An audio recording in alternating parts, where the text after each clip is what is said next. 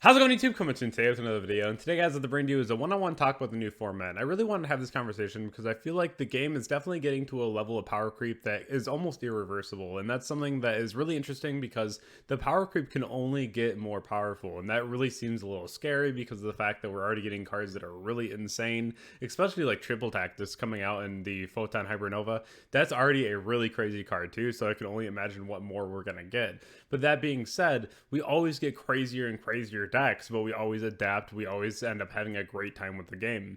There are going to be some formats that, hey, you can take a break from. That's totally fine. But if you are going to be playing Yu-Gi-Oh, you got to understand that there are a lot of formats that might seem unplayable at first, but once you start playing them and once you start seeing the results of the tournaments, you'll be very surprised to know that there's a lot of different decks out there and tech cards that can really go against the grain and really be able to shut down that top deck. Really, just looking back to my podcast just a couple days ago, big shout outs to Yu-Gi-Oh! Replays for just pointing this one out too. In real tier 0 formats, you really don't have any other choice except to play that deck. So like looking at Teledad, for example, it was just Teledad. You were only playing that deck. So like Ishizu tier, yeah, it's a really strong deck, and yes, it's very good, but yes, there's also a ton of other options that you can play, and we'll talk about a lot of those today, and then I'll give a striker update as well. If you haven't already checked out my sponsors or Imperial Duelist, Dragon Shield, or Gem, definitely go ahead and check them out. Also, if you haven't already seen my community tab or on Twitter, I'm giving away a Spellground. It's the Player's Choice collaboration. I'm very excited to be giving that away at 16,000 subscribers, so if you're not already subscribed, definitely go ahead and subscribe, like the video. And without further ado, let's hop right on into our first topic. So the first thing I want to bring up is this the end of Yu-Gi-Oh? Are the Ishizu cards it? Is this going to be the craziest thing we ever receive? No, it was not. No, it will not be. It is just not it. I do think that these Ishizu cards are going to be really insane. They're very, very good at what they do. The fact that they can pump out a Dweller, they can control the graveyard, they can control how many cards you mill out of your deck and your opponent's deck, and I think that's really cool and that's really unique to their own interactions. But at the same point, I really do think that we have to take into consideration the other formats that we've been a part of, especially talking about Gumblar Connector format. Having your entire hand ripped or getting a Rongo dropped on you, there's a lot of different things that were way worse in different formats. And now I'm just not really saying that we should only credit the formats that were like the craziest, but at the same point, there's going to be formats where we have a very strong deck and honestly the undisputable best deck in the format. We're going to have formats like that, but that does not mean that a Ishizu tier is going to be the be-all best deck, especially because right now you got to look at the fact that there are decks in the past that really were strong and now they're just not. But maybe the fact that the graveyard control is so strong, playing a deck that just really doesn't care about the graveyard could bring a lot of those worst decks to being a lot better decks. And that's why in the OCG we saw Exosister be one of the best decks, undisputed as well, because against a 9-round tournament they're playing against like 8 Ishizu tier or like 8 just Tearlament at the time, right? So that just means that the deck was really able to thrive in that environment, being that it was playing against so many graveyard reliant decks. So there's going to be a lot of different decks out there that we can play, and again, those tech choices that we'll talk about here in just a couple minutes. So just to kind of bring up the hand rip that's going on in the format right now too, I've always said that format is playable as long as there's not a hand rip. It's not that popular yet, but Levianeer plus Diabolos is a rip 2 on top of the big board that the decks are putting out at the moment. It's usually just like the more pile decks, but this is something just to kind of keep in the back of your mind as something that is going on in the format, so you don't get blindsided by this. But this is something that is happening here and there, so just make sure that you are prepared for a potential rip 2 out of your hand. But most of the Ishizu like tier decks are definitely not doing that, so being able to start against that deck with a full 6, especially with cards like Evenly Matched being so strong, I really do feel like there's a really solid chance you'll be able to have a really good time in this format and still be able to play some of the decks that you really enjoy that a lot of people have already written off. And we'll talk about a lot of the different builds, especially starting with Sprite, talking about the more pure variant. I feel like cards such as Triple Tactics Talent, talking about different Dimension Ground, both very strong in this format, both very good, especially Talents being able to take away some of the bigger monsters. Different Dimension Ground, really just being able to deny your opponent an entire turn. That card is insane. Also, just having like the Bestials, you have cards like Sanctum Scythe on the side for when you're going first. You can go ahead and side cards like D-Shifter, Evenly Matched, all these very strong cards, especially even cards like the Double Cross being so good in the deck. And the boards that you put up are actually just really nice too. I do like this deck a lot still. Still a lot of potential. as far as being able to shut down the meta too, and then being able to just play into a board and then set up cards like different dimension ground to make sure that your opponent cannot play back into your own board is very nice as well. So playing decks like Sprite right now are definitely very possible to do. Avermax off of the IP, again, just really hard for you to deal with. If you're able to clear the Perlorino and the Solic, putting up cards like Borreload, also very hard for the deck to deal with. So there's definitely a lot of options out there, and so I definitely wouldn't give up on the format just yet. It's just going to take a lot more deck building and a lot more ideas to really be able to counter what we're going to be facing. But again, the YCS is this weekend, so we're going to get a better idea of what kind of builds and decks are out there, but there's still a lot of different viable options, including the next one here being Plunder Patrol. I really like this deck a lot. I think that it's very good. Being able to go second with this deck is even crazier. The fact that you can go ahead and have an attribute on your opponent's board or in their graveyard. Cards like Illegal Knight, very strong against even Ishizu Tear. Being able to side into Rivalry and go first with the deck is even better too. Being able to put up the Adventure Engine, having cards like Evenly Matched for going second, again with the Lava Golem as well, all very strong. Again, being able to give them that attribute. There's so many good things about being able to play Plunder, as well as the fact that you can just pump out a Dweller like it's no one's business. So I really do like this deck a lot. It's a really solid option for the format. I feel like a lot of people already wrote this deck off a while ago just because it hasn't really done anything in a little while, but at the same point, it's another very strong option for the format, and also fairly inexpensive outside of like the Brave package. But even the Brave package is dropping quite a bit now, so this is just another option for you. And then being able to, again, just drop the different dimension ground on your opponent's turn is still not going to be that crazy against yourself, because a lot of your monsters, when they get banished, it doesn't really matter too much, especially if your board is already established. So I like this deck a lot as an option. Moving into like Exosister, of course, we don't really have to say much about this deck. The fact that the extra deck already shuts off the graveyard. Cards like Baguska, another very strong tech option in this format. Playing Lingaribo because of Ibli, you can't really deal with Ibli otherwise, so it's just a really clean out, especially because like if you're playing in Sprite and they Ibli lock you and then you summon Lingaribo, not only do you clear the Ibli, you also just deal with the double cross, which is just hilarious. So it's something also just to think about whenever you want to have like that one flex spot in your extra deck. Lingaribo just honestly isn't that bad of an option, especially in a rogue deck where you just need an answer for things like Ibli. Having the D-shifters, Bell's really strong against the Runic Fountain, being able to shuffle back, really strong against the tier names, the Ishizu trying to bounce back as well.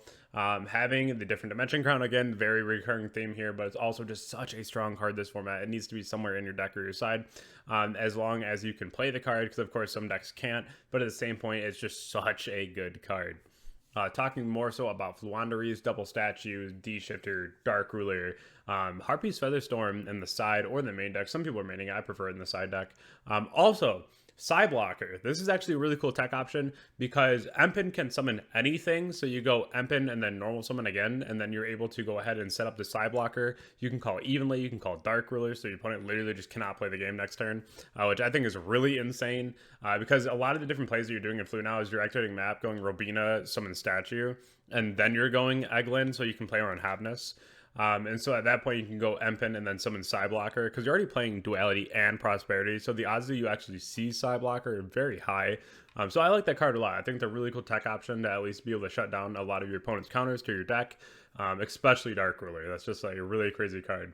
Going into Marincess, again, just a really strong option as well, being able to really heavily rely on Mine too, just because you can combo underneath Mine so well. Main decking things like Rivalry, being able to side into the Sanctum Scythe, and then also just being able to set up Dweller very easily in this deck too. Another one that's really promising for the format. And the last one here that's definitely my favorite is Madolche. I like this deck a lot, being able to play Fenrir, and then also the Ishizu cards, being able to free summon themselves to the board, being able to go ahead and search another one off of the Kelbo, having the Dweller option really prevalent in this deck because there's so many fours. The Vernisylph Duck goes ahead and adds any of the Madolches or the Ishizu cards.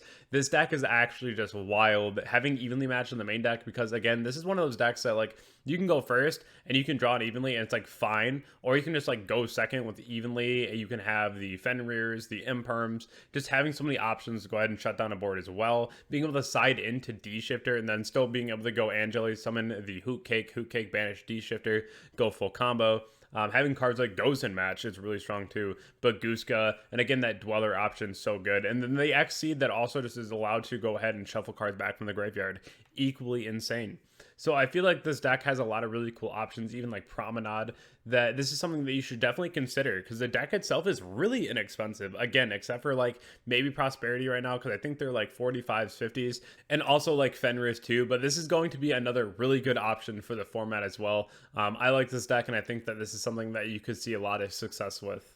So talking a little bit about Striker, I know I'm getting a lot of questions about this deck. Is it going to be good? Is it going to be competitively viable? We got Linkage. How good is that? I think Linkage is definitely a cool card. I don't think, however, that it's going to really make much of a difference into Striker this format. The fact that you have to play cards like Trap Trick and Different Dimension Ground in Striker just to make sure that you are not falling behind, because we had cards like Trap Trick and D-Barrier whenever Despia was really big, and that was a really hard deck to counter, and that's something that we really needed. So right now I feel like you either have to go first with Trap Trick and the Different Dimension Ground, or you have to go second with a ton of spells in the deck so you can hit spell count, and then make sure that the Ishizu cards can't just like bounce 3-year spells and then on resolution of like a Widow Anchor you can't take anymore because you don't have spell count anymore. So you really want to make sure that if you are going second, you're remaining like evenly matched and a ton of spells. So that means you're maxing out on like your searchers, so you have like your Rotas, your Terraformings, your set rotation if you're playing mine. Like I would just be playing as many spells as possible to make sure that you just have the option to resolve your cards, and I think that's going to be one of the biggest concerns right now. Even playing like the Foolish Goods package with Metalfoes Fusion doesn't seem that bad with Linkage, because like even if you draw the Metalfoes Fusion, you can set it and then get rid of it with Linkage, summon a monster, then shuffle back Metalfoes Fusion, and then be able to get that free draw, go into like a Kagari, add something back, or just go right into like your Hayate. The other thing that I thought was really good for if you're going first is the fact that the Therian package was never really good in the deck because of the fact that you never really had an ace monster at the same time that you had a Therian monster, unless you had like a really good hand or you had like Prosperity, which Prosperity could probably still be at 2 in the deck. And if you want to see a new Striker video on like gameplay and the new build, definitely feel free to comment down below and I can do that as well.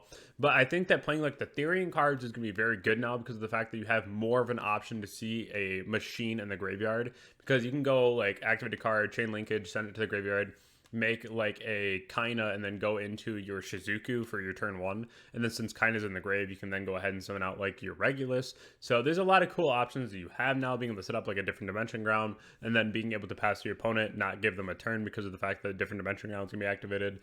So there's definitely a lot of really cool options for the deck right now. I currently think that the deck is kind of like in a weird limbo though, where like if you play against the Ishizu Tear, it's going to be a really hard time to play the game. But at the same time, against the other rogue decks, you still have such a good option because the cards like Burner, because the cards like Anchor, they're just nuts, right? So this is something where I do think that there's going to be a lot of interesting Striker builds. And if you ever look at like the different builds that have ever been good for Striker, there's definitely a lot of interesting ones out there, even looking at like my 60 card build. So definitely go ahead and try out like new things in the deck and try to figure out like what you can do to make it really adapt to the format, because that's what Striker is really all about, is adapting to the format. I've seen a lot of really cool options. One thing that I want to point out though that I thought was really interesting was if you look back at like my 60 card build, I was using Small World to go from like Enchantress to like Array, because they're both 1500 attack. I don't know if it's viable to run any kind of like a Ishizu variant, but all the Ishizu cards for the most part, I believe, are 1500 attack. So that might be a really cool option to explore. I definitely saw that and I was like, whoa, these are something that you can use a Small World. So I thought that was really cool. I think Small World's a wonderful card. It's something that is really cool for different options. I think if I were to play Striker today, it would probably end up being like Therian Souls Brave Striker again, just because I feel like that's going to be one of the better things that you can do to really be able to keep up with the format, is just putting as many engines as possible, so it's not strictly reliant on just summoning Striker cards and being able to utilize your spells. Because at that point, you're focused on way more than just one thing, and I think that's going to be really crucial to the strategy moving forward. I do hope that you enjoyed today's video, though. There's a lot to talk about the new format, and the format is definitely interesting. It's always going to be changing. So if you did enjoy the video, definitely leave a comment down below and let me know what you think about the new format. And if you haven't already joined my Discord, checked out my Twitch, Twitter, or Instagram, all down in the description below. Then also, if you want a coaching session on the Metafy, definitely go ahead and PM me on Discord. We can have a conversation and see if there is a session that will really work for you. And I hope that everyone has a wonderful night. I'll catch you all in the next video. Thank you.